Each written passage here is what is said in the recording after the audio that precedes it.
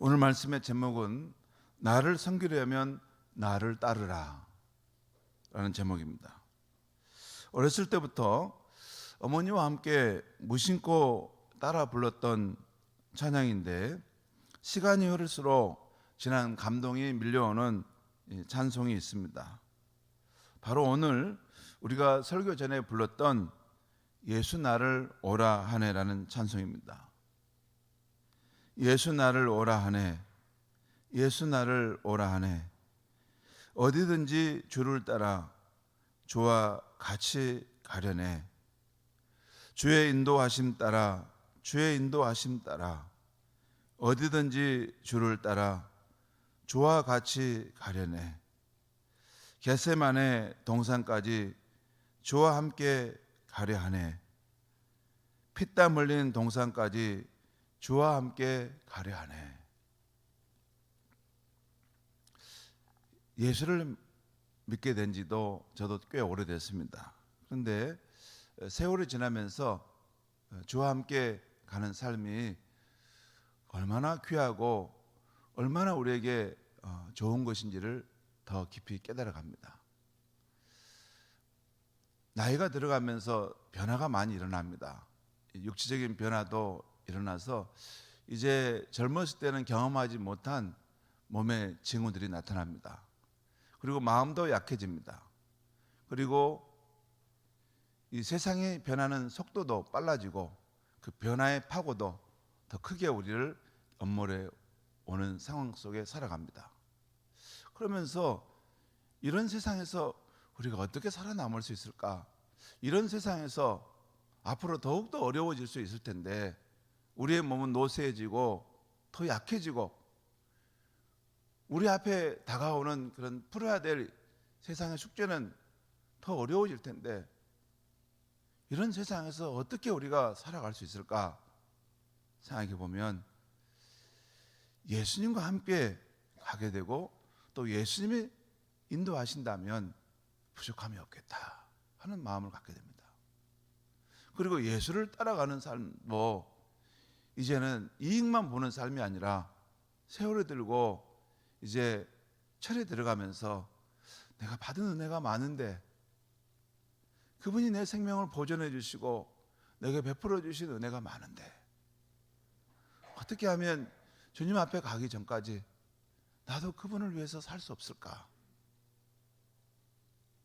주님의 고난에 주님의 그 뜻에 내가 순종하며 살 수 없을까? 그런 마음을 갖게 되는 것이 성숙해가는 우리 크리스찬의 모습이지 않을까 생각합니다. 우리가 지금 사순절 고난주간을 보내고 있습니다. 이 주님의 고난을 묵상하는 의미는 어디에 있습니까?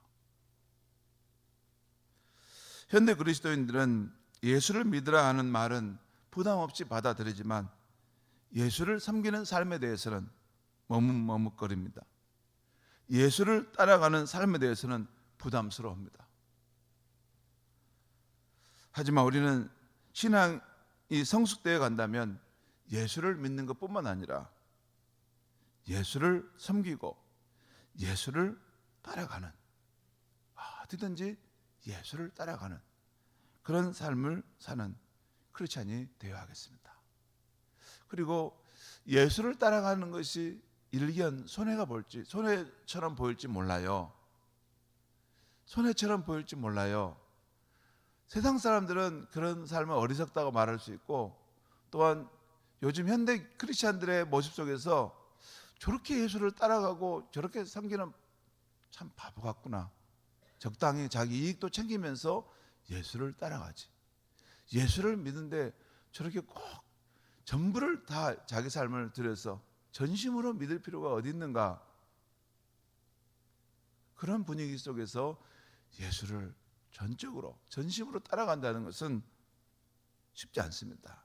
하지만 진정으로 예수를 만나고 예수 생명을 만지고 경험하고 사는 사람은 한 번 그 맛본 생명은 그 안에서 점점 더 이렇게 강해져 가는 것이고 풍성하기 때문에 그 예수님을 생명을 향한 삶은 멈출 수가 없는 것입니다. 더 깊어져 가는 것입니다. 더 간절해져 가는 것입니다. 더 사모해져 가는 것이고, 내가 예수를 따라가야 되겠다. 예수와 함께 해야 되겠다. 더 가까이 가야 되겠다. 아니, 예수님의 그 생명이 나와 분리되지 않고 바로 내 안에 예수님의 생명이 온전히 충만히 임하는 삶을 내가 살아가야 되겠다. 그 사람이 진짜 크리스찬입니다. 여러분, 제가 무슨 말씀을 지금 사순절 기간에 드리는 것은 무슨 적당한 정도의 교인을 말하는 게 아닙니다. 그건 뭐 알아서 사시면 됩니다.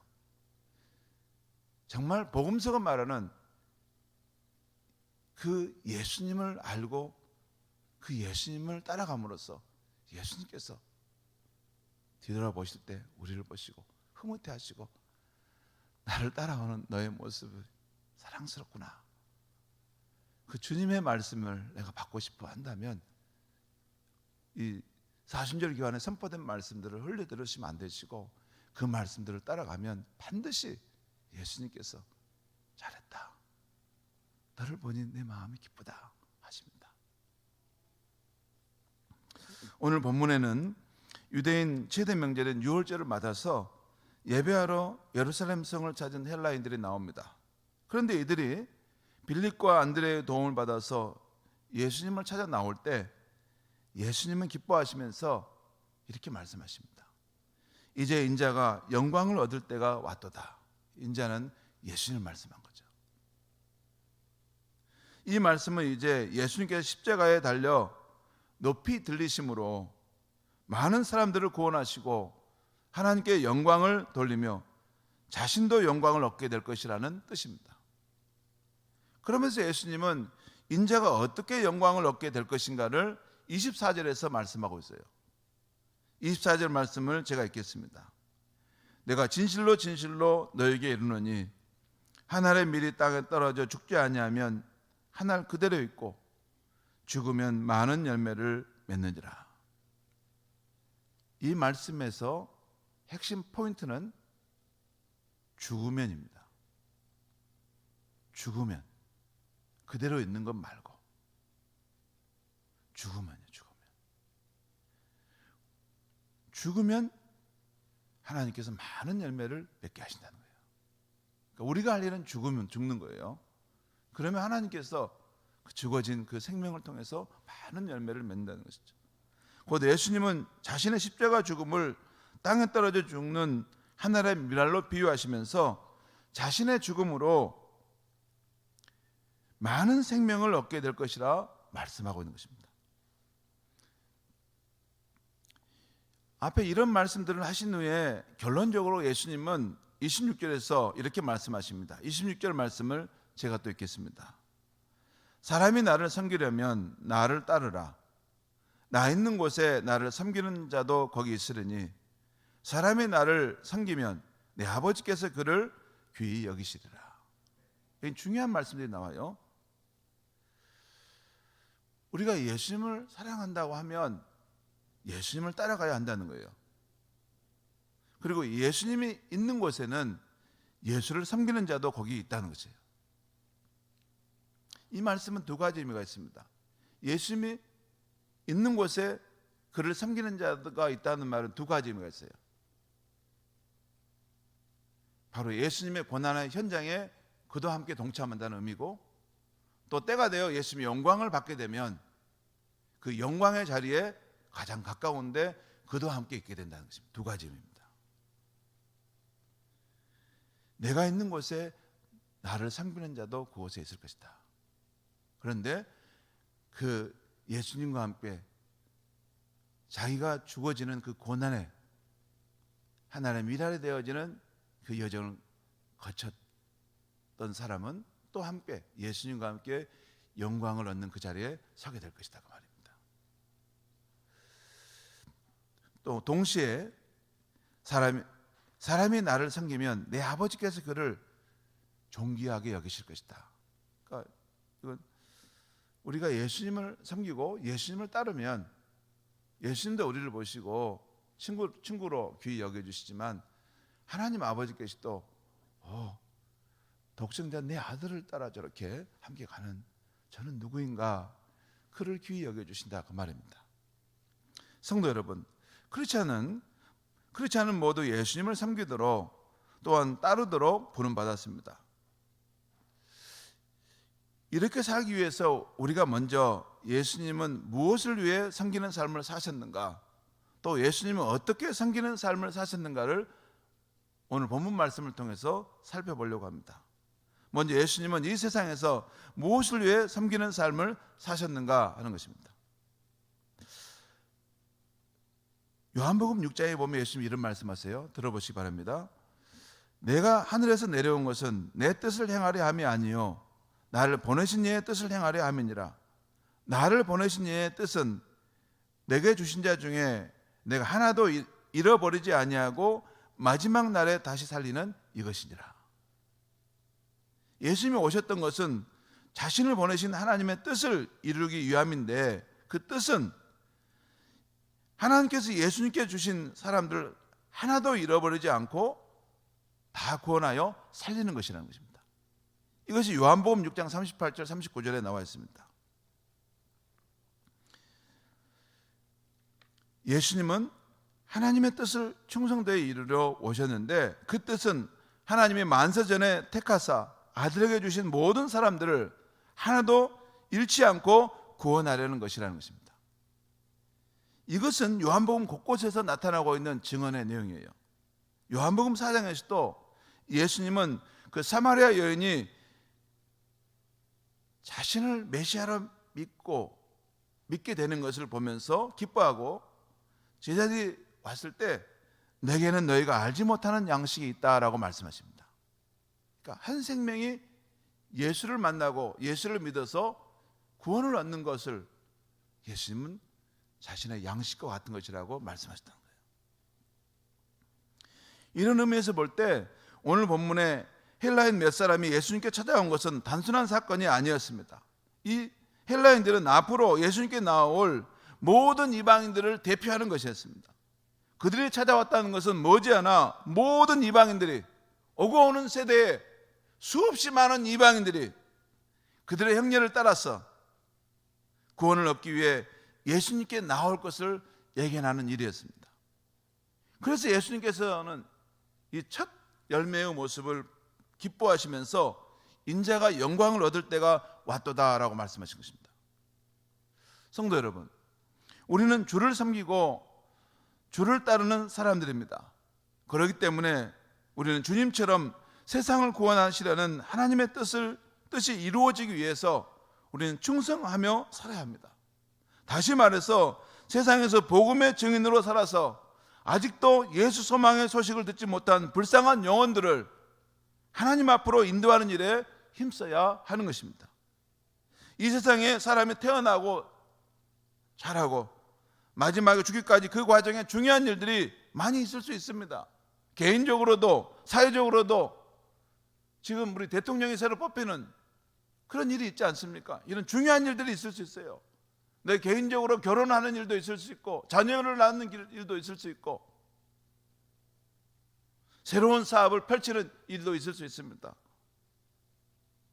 그러나 하나님의 심판을 받아 영원히 죽게 될 영혼을 예수께 인도하여 하나님의 생명을 얻게 하는 것만큼 중요한 일은 없는 것입니다. 우리 교회가 힘써야 할 일들이 많이 있습니다. 그러나 그 중에 가장 중요한 일은 선교와 전도입니다. 이 두 가지는 구원의 왕이신 예수님께서 이 땅을 떠나면서 우리에게 당부하신 것입니다.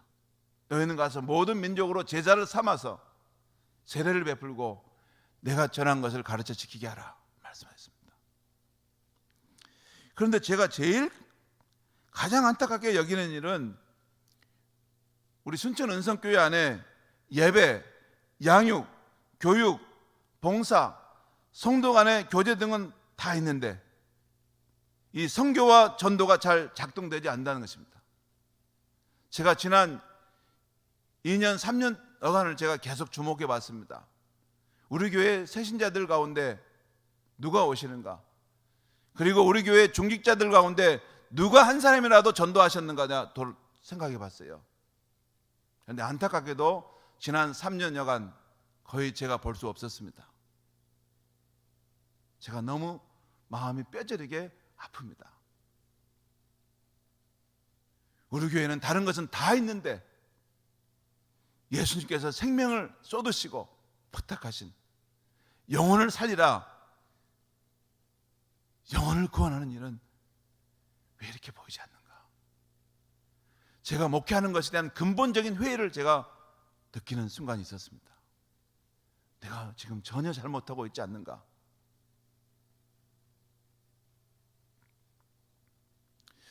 그리고 제가 어느 순간에 이렇게 신앙생활 하는 것에 이게 힘이 없어지고 이게 기쁨이 사라지는 걸 느꼈어요.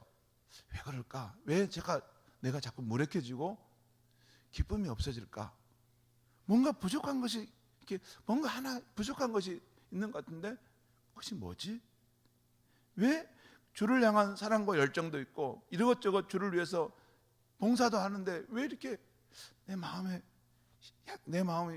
기쁨이 사라져가고 이렇게 좀 자꾸 내가 무기력해져 갈까?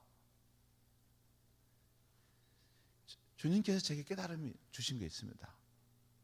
그것은 너가 영혼을 구원하고 영혼을 살리는 일이 너희 교회에 빠져있기 때문에 그렇다.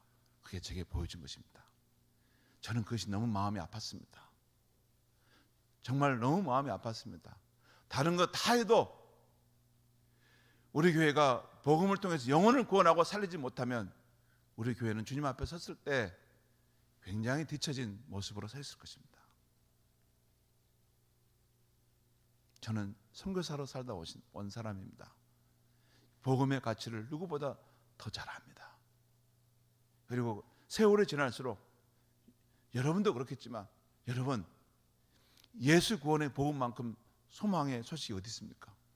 그리고 예수 생명의 이 복음을 듣지 않아야 될 사람이 세상에 어디 있습니까? 우리가 사랑하면 사랑하는 사람일수록 더욱더 우리가 이 예수 복음의 이 소식을 내 마음에 잘 준비해서 사랑으로 준비하고 기도로 준비해서 이 복음을 하나님을 알지 못하는 죽어가는 영혼에게 전해야 되지 않습니까? 여러분, 앞으로 그렇게 제가 더 할 겁니다. 제가 더 열심히 그렇게 할 겁니다. 저도 열심히 하고 우리 성도님들도 중직자들도 다른 것 좀 다 못 오셔도 됩니다. 우리가 가진 이 복음은 위대한 복음입니다. 우리가 가진 이 복음은 온 세상의 그 영혼뿐만 아니라 오고 오는 세상, 우리가 죽은 후에 100년, 200년 후에도 그때도 태어나서 이 세상 살면서 인생의 그런 공경에 빠져서 인생의 의미가 뭘까? 우리는 어디서 와서 어디로 가는가? 우리가 생명을 얻는 길은 어디에 있는가? 그렇게 물을 때 지금 저와 여러분이 만난 예수 그리스도, 우리의 마음에 품고 있는 예수 그리스도의 복음, 이 복음이면 충분한 것입니다. 그것을 우리가 가지고 있어요. 우리가 살아생전에 기회가 있을 때마다 교회를 통해서 내 주변과 이웃을 통해서 이 일들을 감당할 수 있어야겠습니다. 자, 먼저 예수님은 이 세상에 무엇을 위해 섬기는 삶을 사셨는가? 이 영혼을 살리는 것을 가장 중요하게 여기셨다는 것입니다. 두 번째, 예수님이 이 세상에서 어떻게 그 섬기는 삶을 사셨는가입니다. 오늘 24절 말씀에 한 알의 밀이 땅에 떨어져 죽지 아니하면 한 알 그대로 있고 죽으면 많은 열매를 맺느니라고 했습니다. 이것은 예수님이 자신이 죽음으로 많은 열매를 맺는 이 비유의 말씀, 이 밀알의 비유를 통해서 예수님께서 섬김의 방법을 지금 설명하고 있는 것이에요. 예수님의 말씀의 뜻은 이렇습니다. 나는 많은 열매를 맺기 위해서 땅에 떨어져 죽어지는 한 알의 밀알이 되기를 원한다. 그래서 나는 십자가에 죽노라. 내가 죽어야만 세상이 구원을 얻게 될 것이다. 만일 내가 십자가를 피한다면 이 세상에 그 누가 구원함을 받을 수 있겠단 말인가?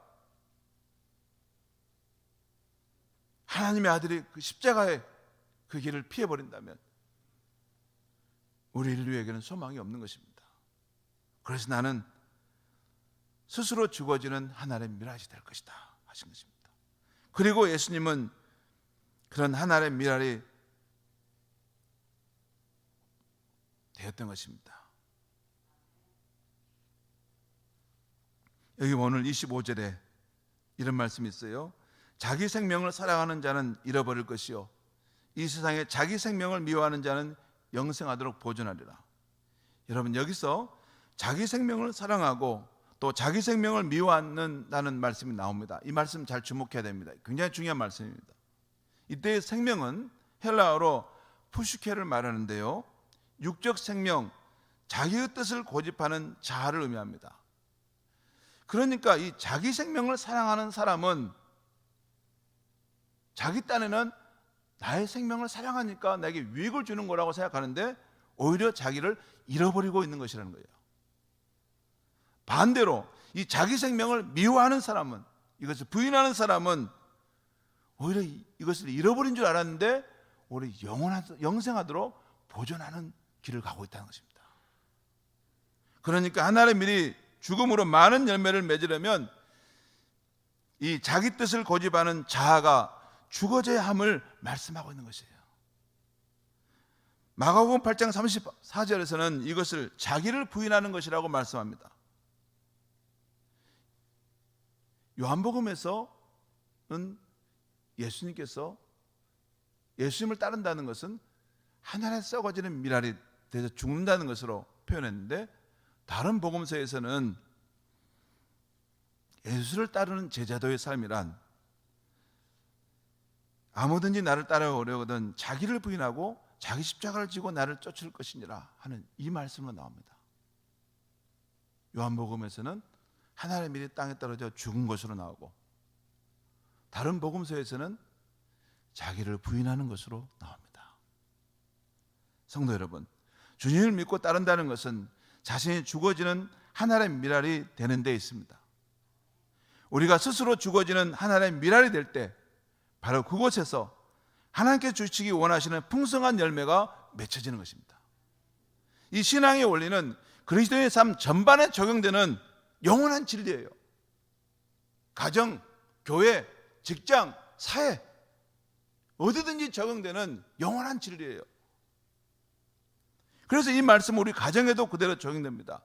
곧 내가 가족을 사랑한다는 것은 나 자신이 스스로 죽어지는 하나님의 미랄이 되는 것입니다. 여러분, 내가 죽지 않고서 어떻게 다른 가족을 수용하고 사랑할 수 있겠습니까?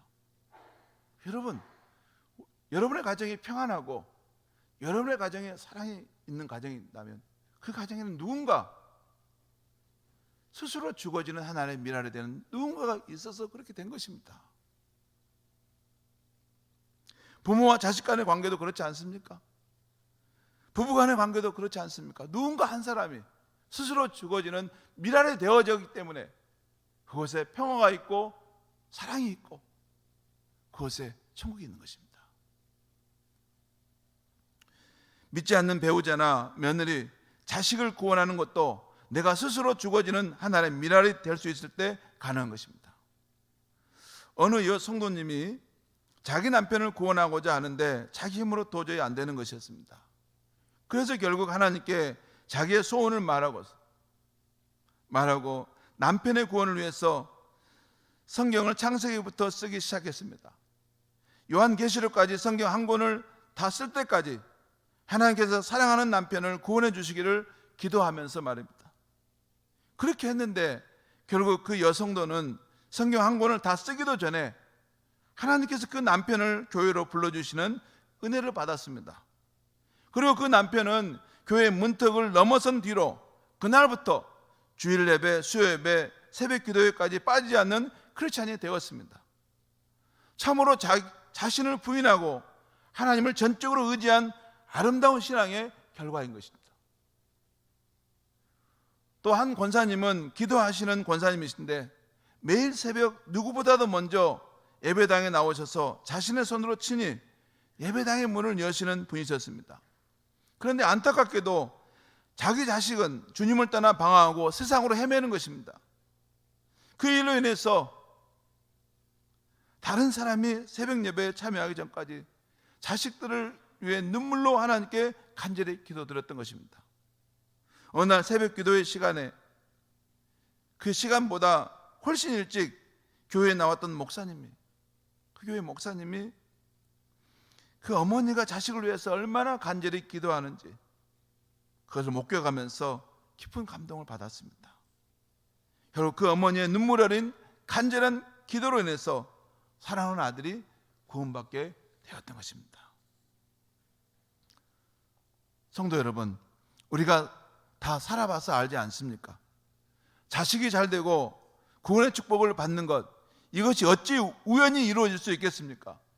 자식이 잘 되고 구원의 축복을 받고 살아간다면 그것이야말로 자식을 위해서 그 부모가 불철주야 눈물로 소원을 아뢰어서 이루어진 것이 아니겠습니까? 어찌 한 사람의 마음이 스스로 하나님께 돌아올 수 있겠습니까? 그 눈물의 기도와 하나님의 은혜의 역사가 있음으로 해서 그 마음이 녹아져서 하나님 품으로 다시 돌아온 거 아니겠습니까? 한 번은 어느 교회에 부흥 강사님이 오셔서 아직 믿지 않은 부모님이 계시다면 꼭 자식된 도리로서 복음을 전해줘야 합니다라고 하면서 이런 말씀을 남기는 것이었습니다. 여러분, 어느 날 불현듯 걸려온 전화 한 통을 받고 통곡할 줄을 뻔히 알면서도 왜 지금 해야 할 바를 하지 않으시는 것입니까? 사랑하는 성도 여러분, 어느 날 불현듯 걸려온 부모님이 돌아가셨다는 전화를 받고서도 통곡하지 않을 정도로 지금 우리는 부모님께 대한 자식의 도리를 다 하고 있는 겁니까?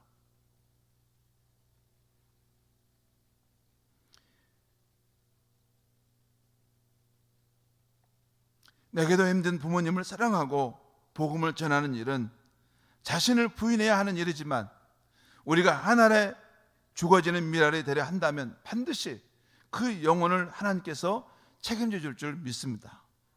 내 자신을 부인하고 하늘에 썩어지는 미랄이 되려 한다면 반드시 하나님께서 구원의 역사를 이루어 줄 줄 믿습니다. 기도하겠습니다.